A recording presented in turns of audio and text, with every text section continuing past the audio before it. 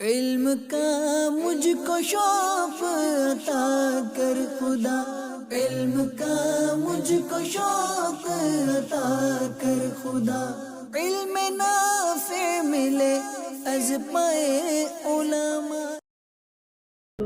ایک مسلمان ہونے کے بعد ان پر جن چیزوں کا سیکھنا فرض ہے، چاہے وہ عام اور خاص، یعنی عام بندہ ہو یا خاص ہو، سب کے لیے شریعت کا یہی حکم ہے۔ اب دیکھیں، ایسا تو نہیں ہو سکتا ہے کہ ہر بندہ عالم بن جائے، کہ بھئی کاروبار آپ چھوڑ دے، بزنس چھوڑ دے، سارا کچھ چھوڑ کے ہر بندہ عالم بن جائے، ایسا تو ممکن نہیں ہے۔ لیکن شیخ محقق شیخ عبدالحق محدث دہلوی علیہ رحمہ فرماتے ہیں، اور بزرگوں نے یہ لکھا، نہ ہر بندہ عالم بن سکتا ہے، اور نہ ہر عام بندے کی چھٹی ہے کہ بھائی چلو آپ تو عالم نہیں ہے تو بس آپ صرف نماز روزہ پڑھ لیا کریں، اس کے علاوہ کچھ کرنے کی ضرورت نہیں ہے اور کچھ سیکھنے کی ضرورت نہیں ہے۔ ایسا مسئلہ نہیں ہے، بلکہ یہ ہے کہ بعض چیزوں کا سیکھنا ہر مسلمان پر فرض ہے۔ علم حاصل کرنا ہر مسلمان مرد و عورت پہ فرض ہے۔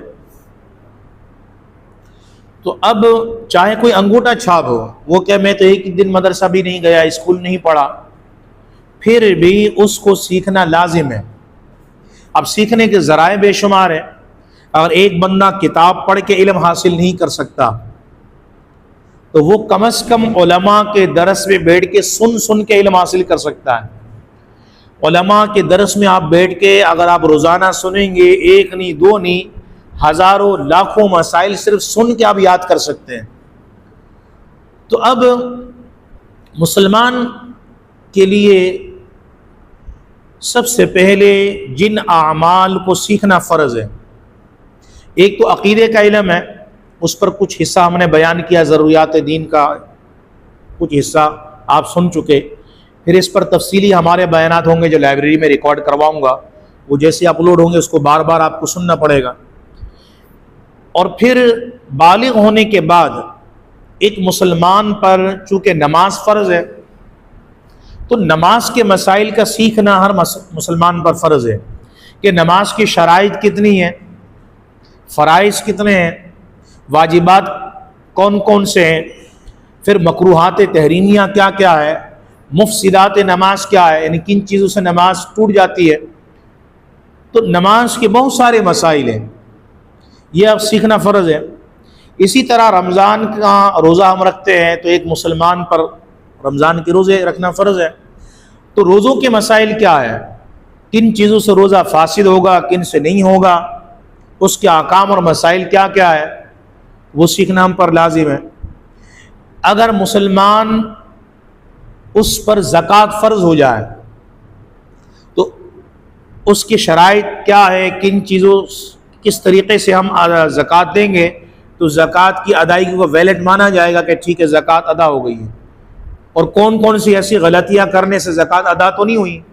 سالوں سے آپ زکوٰۃ دے رہے ہیں، آپ بولے کہ میں تو 10 سال سے زکوٰۃ دے رہا ہوں اور اتنے لاکھ روپے میں نے زکوٰۃ دے دیا، اب امام صاحب کہہ رہے زکوٰۃ ادا نہیں ہوئی، وہ سب نفل میں شمار ہو گیا، آپ کو 10 سال کی زکوٰۃ دوبارہ دینا لازم ہے۔ تو وہ اس لیے ہے کہ آپ نے زکوٰۃ کے مسائل کو سیکھا نہیں۔ بعض اوقات ایسا ہے کہ آپ نے سیکھا نہیں اور آپ دے جا رہے ہیں، اور وہ نفلی میں تو شمار ہوگا، نفلی صدقہ ہو جائے گا، لیکن زکوٰۃ ادا نہیں ہوگی۔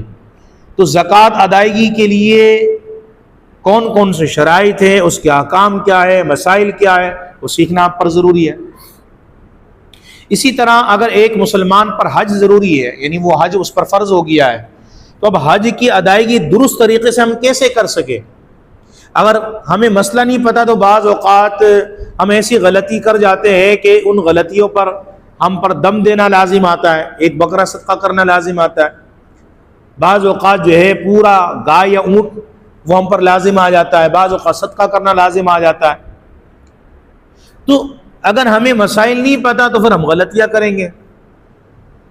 ایک بندہ بالغ جو شادی شدہ ہے تو اب نکاح کے مسائل کا جاننا ضروری ہے کہ بیوی کے حقوق اس پر کیا ہے، اس کے احکام اور مسائل کیا ہے، کن غلطیوں کی بنا پر طلاق واقع ہو جاتی ہے، طلاق کی کتنی اقسام ہیں، پھر خواتین کو مخصوص مسائل کا سیکھنا فرض ہے، حیض و نفاس کے مسائل کیا ہے، استحاضہ کے مسائل کیا ہے، یہ سیکھنا فرض ہے۔